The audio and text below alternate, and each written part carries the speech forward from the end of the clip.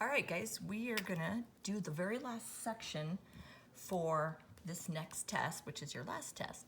And we're gonna go into chapter 3, which is solving equations with addition and subtraction. Well, chapter 3 is solving equations in general, but the section that we're working on is solving equations with addition and subtraction. And when you think about solving equations, it is a big picture. You've got to think of an equation as a balance. Okay, one of these old science scales, or like the scales of justice, you can think of this as being an equation. And it has these two little trays. On each side, you can put weights. So the equal sign would be in the middle, right? And this tray would be the left side of the equation, this would be the right. So let's say I add 3 weights to both sides, then my scale should be equal, meaning it's at the same level, it's balanced. Now, let's say I want to add something, but I want to keep this balance equal. If I want to add a weight and I want to keep it equal, I have to add the same weight to both sides. So let's say I add one more, I'll have 4 on the left and 4 on the right, but because I added the same amount to both sides, I'm still equal, or I'm still balanced. The problem is, if you add a different amount of weight, or you take away a different amount of weight to one of the sides. So for example, in this picture, I added 1 to the left side, but I did not add 1 to the right side. So I have 4 here, 4 weights versus 3 weights. Well, my balance isn't balanced anymore. My scale is going to be tipping towards the side with 4. So it's no longer an equal equation. This is what you got to watch out for, is doing one thing to one side and not doing it to the other side, because then you're off balance. So think of an equation as a scale. All right. Now I'm going to work some examples, and I want you to pay close attention to how you have to show your work, because that is the most important thing. The answer, I'm not that concerned with. These are easy to solve without going through the steps I'm going to go through. But that's not the point. The point is how to show your work, because these equations are going to get much more involved, and you have to know how to show the steps correctly. All right, so we'll just say example 1. The good thing is, when you did those absolute value equations, you're used to this process, because a lot of these are going to work just like that. So it'll be a review for a lot of these. So x plus 6, sorry, my dog is snoring here, equals negative 20. Keep in mind your goal, always in the back of your mind, be thinking about what you're trying to do. That is to get x alone. Remember that. You want to get x alone. All right, that means I have to get rid of this 6. Now I want to cancel it out. So if I want to, the 6 is attached to the x with addition, so I have to add the opposite number, and what that's going to do is make this go to 0. 6 plus negative 6 makes 0. I have 6, I took 6 away. These two signs have to be opposite when you're adding. That's going to get my x alone. But remember the scale thing. If I take 6 weights away from the left side, let's say there's, I don't know how many, there's a certain amount, and I take 6 away from one side. If I don't take 6 away from the other side, I'm no longer equal in the middle. So I have to do the exact same thing to the other side. If that's a negative 6, that has to be a negative 6. You're going to cancel that. Then you bring your x down, and remember, these are like railroad tracks. You don't have to draw these, but it kind of keeps your left and right side separate. You're adding when you go down, so negative 20 plus negative 6 is negative 26, and that's my answer. Very easy. Now my check, and you have to do this check.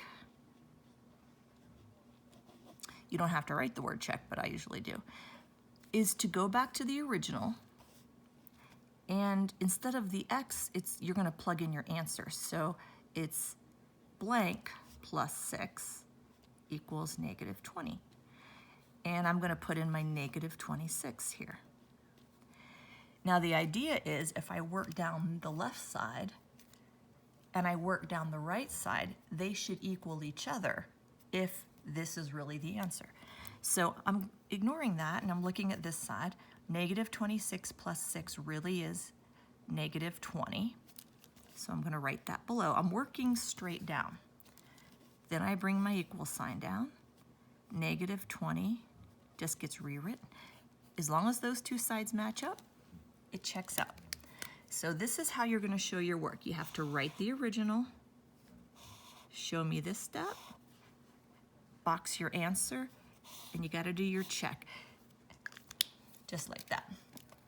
It seems like a lot for problems where you could easily find the answer, but remember, it's not. The point is how to show your steps, because we're working towards much bigger equations. All right, example 2. Let's do negative 5 equals y minus 9. Okay, now, if there's a subtraction sign, you'll want to keep change. Just like on those absolute value ones, if there was a subtraction sign, a lot of people would mess it up if they didn't do a keep change. So let's do that. Remember, your goal is to get your variable alone, which in this case is y.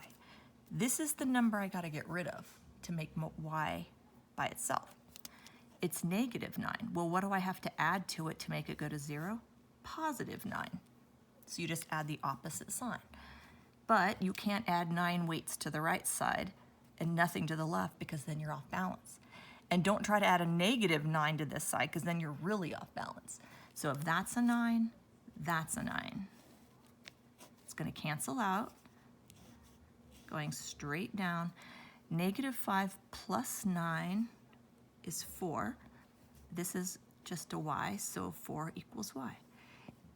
I know it might bother you to have the variable on the right side, but don't try to switch it around, because sometimes the signs get messed up. So your variable is going to be in different places.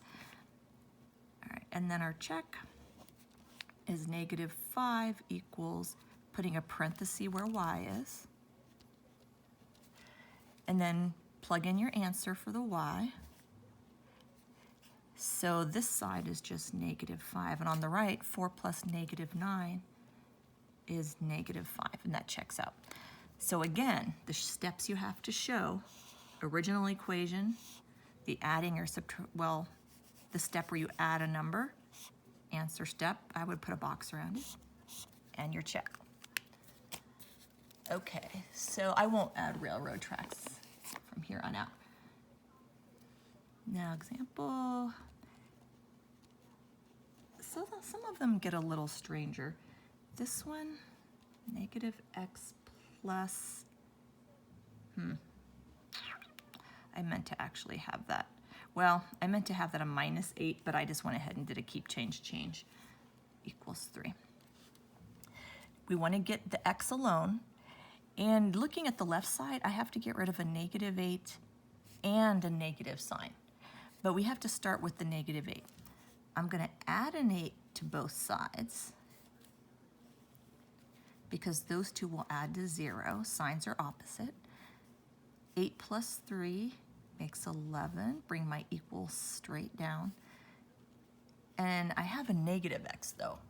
Negative x is not x, and I need to get x alone without the negative sign. So to cancel out the negative sign, you're going to multiply both sides by a negative 1. And as long as I do it to both sides, I've maintained the balance. So 2 negatives will make a positive x. Now x is by itself. Negative 1 times 11 is negative 11. Basically what that did is it switched the sign on the other side. But you have to show this step. Kind of like doing a proof in geometry, where you're showing you're proving all your steps. Okay, then your check.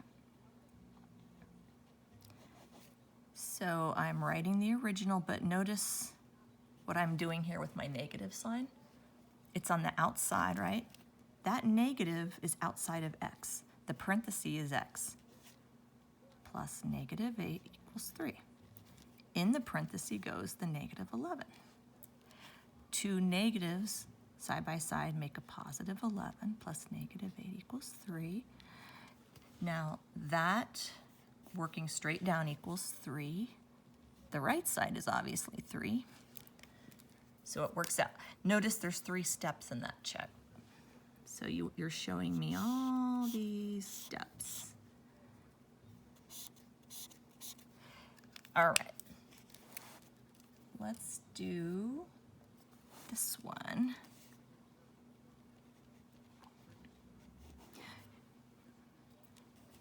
So you'll have to refer back to your notes maybe on some of these.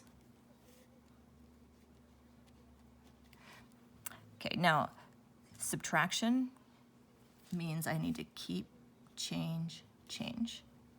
I have to get rid of the negative 10 because remember you're trying to get p alone. You don't want to get rid of the negative 4. That's on the other side of the equal sign. I'm going to add a 10 to both sides because it's a balance. Cancel. Don't forget that it's negative p that you have. Negative 4 plus 10 is positive 6. I have a negative p, but I need p. So I'm multiplying both sides by negative 1. That will give me positive p, right? Because 2 negatives make a positive. But over here, it's negative 6. That's my answer. Then for the check, it's negative 10 plus negative, there's the parenthesis for my answer, negative 4. And I'm putting the negative 6 on the inside. So negative 10 plus 6 equals negative 4. Left side equals negative 4. Right side equals negative 4. You don't have to highlight all this stuff. I'm just highlighting to show you what I want you to show. You are showing me all these steps. Okay, now I'm gonna do one. I don't have a lot of time left. I'm gonna turn the page here to example 5. Some of the equations require a little simplifying before you can start your solving. And as an example, 4 minus 6 minus x equals 3. Now this jumped up quite a bit in complexity. On the left side, this is like one of those last test problems. We need to keep, change, change. Notice that's on the outside of the parenthesis. Keep, change, change. You want to get x alone, but you've got all this other stuff with it.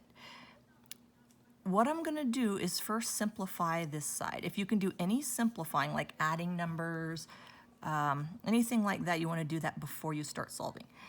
So just like on the test, you need to rewrite this first. This is not distributing.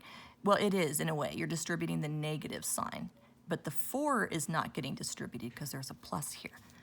So this negative is going to change the sign of everything on the inside. 4 plus positive 6 is negative 6. Negative x is positive x equals 3. Okay, that's a rewrite step. Now you add your like terms. 4 plus negative 6 is negative 2 plus x equals 3. This is all simplifying, not solving.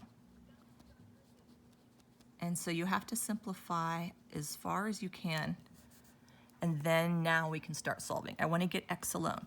I have to get rid of the negative 2. So I'm going to add 2 weights to both sides.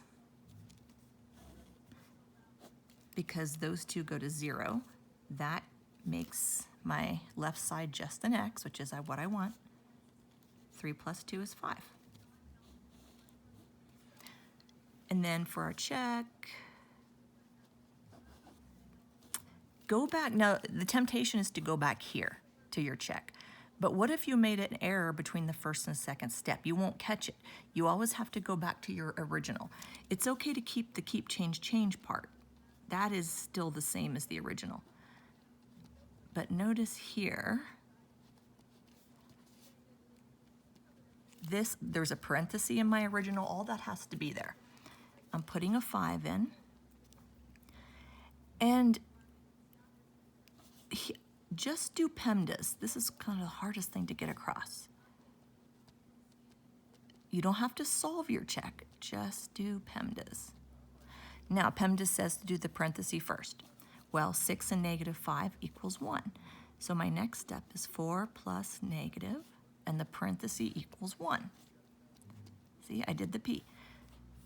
Next thing, addition. 4 plus negative 1 is 3. The right side is 3. And it works out. So you're going to show me all these steps. All right, I think that if I have time, I'm going to try to do one more. Let me see. Hold on. 8. Nah, I think that's good. We'll stop there.